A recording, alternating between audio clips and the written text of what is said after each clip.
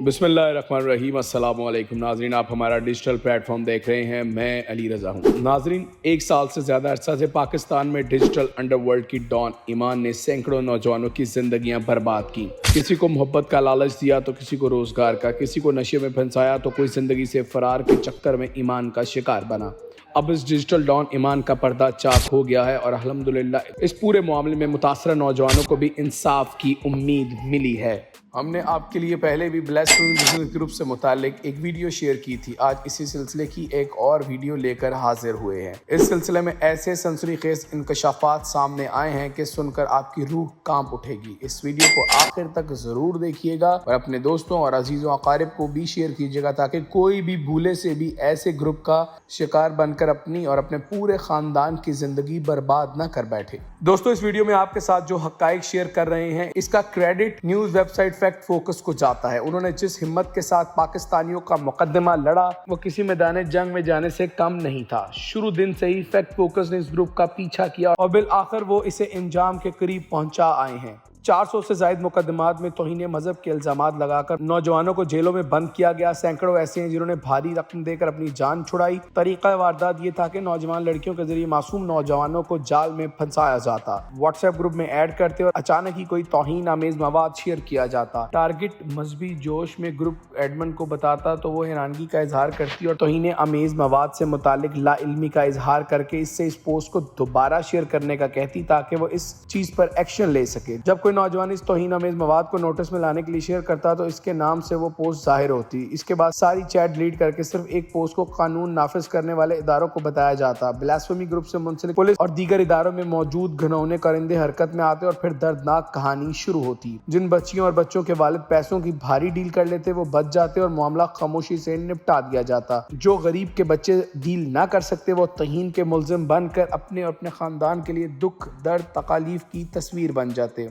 इसमें police, FIA और यहाँ तक कि लाहौर हाईकोर्ट का एक जज भी मुलविस पाया गया जिसने ये इंकशाफात सामने आने के बाद इस्तीफा दे दिया। इस सारे मामले में मरकजी किरदार इस लड़की ईमान का पर्दा चाक हो चुका है जो मासूम ग्रुप एडमिन बनकर नौजवानों को फांसी तक पहुंचाती है। दोस्तों, ये लड़की ईमान बहुत ही चालाक थी। नौजवानों को अपने जाल में फंसाकर सारी कार्रवाई शुरू करती और फिर शिकार को दीगर परिंदों के हवाले कर देती। ये ब्लास्फेमी ग्रुप की सबसे बड़ी हथियार थी। एक सीनियर वकील एडवोकेट राव अब्दुल रहीम भी इसमें मरकजी किरदार था जो जाहिरी तौर पर मजहब का दीवाना मगर अंदर से मकरूह किरदार है। इसकी सरबराही में गैंग ने मुनज़्ज़म तरीके से दर्जनों अफराद को हनी ट्रैप के जरिए अगवा किया और बाज़ औक़ात तो कत्ल भी करवा दिया। एक नौजवान के कत्ल के बाद मामला सामने आने पर फैक्ट फोकस ने इस स्टोरी को कवरेज देना शुरू की और कड़ियों से कड़ियां मिलाई। अगवा होने वालों के मोबाइल डाटा की ट्रेसिंग की, जिन पर इल्जाम लगा इनकी भी लोकेशन निकलवाई तो खुरा मीरपुर आजाद कश्मीर तक जा पहुंचा। ईमान नामी लड़की की एक तस्वीर हाथ आई जो आजाद कश्मीर में मुकामी लोगों को दिखाई गई तो बिलाखिर इसकी शनाख्त कोमल इस्माइल के नाम से हुई जो 5 बहन भाइयों में सबसे छोटी है और धोखाधड़ी, नकाली, तौहीन मजहब और हर तरह की मुजरमाना सरगर्मियों की मरकजी किरदार है। उम्र इसकी 35 साल है और खानदान भोड़ कॉलोनी बंद रोड मीरपुर आजाद कश्मीर का रिहायशी है। मीरपुर आजाद कश्मीर यूनिवर्सिटी से इसने 2009 से 2013 के दरमियान BScs की डिग्री ली। दोस्तों, सिर्फ कोमल इस्माइल ही नहीं बल्कि इसके खानदान के दीगर लोग भी मुजरमाना सरगर्मियों में मुलविस हैं। इस लड़की का मुजरमाना रिकॉर्ड तो ब्लास्फेमी गैंग में शामिल होने से पहले ही शुरू हो गया था।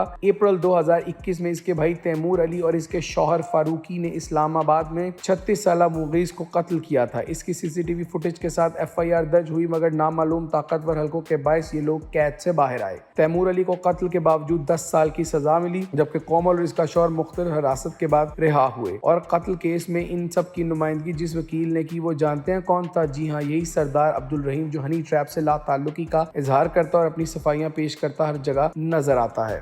मजीद ये इंकशाफ हुआ कि कोमल बाद में आज़ाद कश्मीर से इस्लामाबाद शिफ्ट हुई जहां इसका मुस्तकिल पते के साथ नया शनाख्ती कार्ड बना और जो पता लिखा गया वो एक गेस्ट हाउस का है जहां शराब और शबाब की महफिलें चलती हैं और एंट्री 500-600 रुपए में एक रात के लिए मिल जाती है। जबकि जायदाद के रिकॉर्ड के मुताबिक ये गेस्ट हाउस पहले एक मकान था जो बशीर अहमद की मलकियत था जिसको 2 हिस्सों में मुंतकिल किया गया। 2007 में एक हिस्सेदार की वफात के बाद ये हमजा यूनुस, फजल यूनुस और बिलाल यूनुस नामी अफराद को मुंतकिल हुआ। जब इस हमजा यूनुस नामी शख्स से रब्ता किया गया तो ये मुत्तहिदा अरब अमारात में मिला। इससे कोमल के बारे में सवाल किया तो इसने जवाब दिया इस वक्त तो मैं मजीद मालूमात फराहम नहीं कर सकता। फिर कुछ वक्त के बाद इसने दोबारा फ़ोन करके बताया कि फारूकी और कोमल इसके ख़ानदान या इससे ज़ाती तौर पर कोई ताल्लुक़ नहीं वो 2013 سے 2018 تک اس کے گھر میں کرایہ دار رہے تھے، اور یہ بھی بتایا کہ 2021 میں فاروقی کے قتل کے مقدمے کے سلسلے میں اس گھر پر پولیس نے چھاپا مارا کیونکہ فاروقی اور کومل کا پتہ اس گھر کا لکھا تھا۔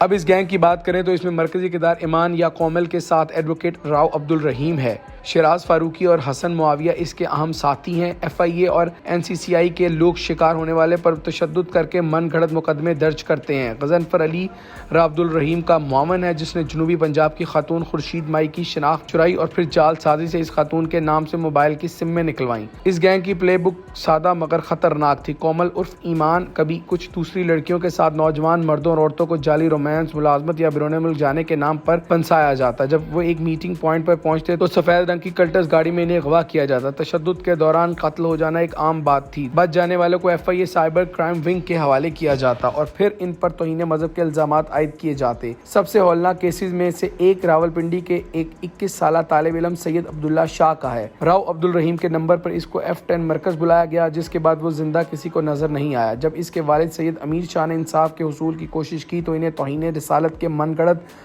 مقدمے میں پھنسایا گیا۔ اس گروہ نے امیر شاہ سے مطالبہ کیا کہ وہ توہین مذہب کے الزامات واپس لینے کے بدلے میں راؤ عبدالرحیم کو بری کرنے کے لیے پولیس کے سامنے بیان ریکارڈ کرائیں۔ بصورت دیگر ان کے بچوں پر الزامات عائد کرنے کی دھمکی دباؤ میں آ کر یہ مان گئے اور اب راؤ عبدالرحیم باہر آ گیا۔ دوستو 2024 کے شروع میں کومل کے بھائی تیمور کو جیل بھیجا گیا تھا تو کومل کے شوہر نے فون پر خود کو اٹارنی جنرل ظاہر کیا، جس پر اس کو گرفتار کیا گیا۔ اس پورے معاملے کی انتہائی باریکی سے چھان بین کر کے کچھ چیزیں سامنے لائی گئی ہیں جن میں مجرموں کا تمام ریکارڈ شامل ہے۔ آپ جانتے ہیں کہ پاکستان میں کسی پر توہین مذہب کا الزام لگ جائے تو مقدمہ بعد میں ہوتا ہے، پہلے اس کی جان کو خطرہ ہوتا ہے، مگر اس گروہ نے انسانیت کی تمام حدیں پار کر کے یہ گھناؤنا جرم کیا۔ اسی وجہ سے اس کا پردہ فاش کرنے والی فیکٹ فوکس نے انسانی حقوق کی عالمی تنظیم کے لیے بھی ایک ڈوزیر تیار کیا ہے، جس میں ان سے اس معاملے پر کڑی نظر رکھنے کی درخواست کی جائے گی، کیونکہ پاکستان میں تو مجرم کبھی بھی معصوم اور معصوم کبھی بھی مجرم میں تبدیل ہو سکتا ہے۔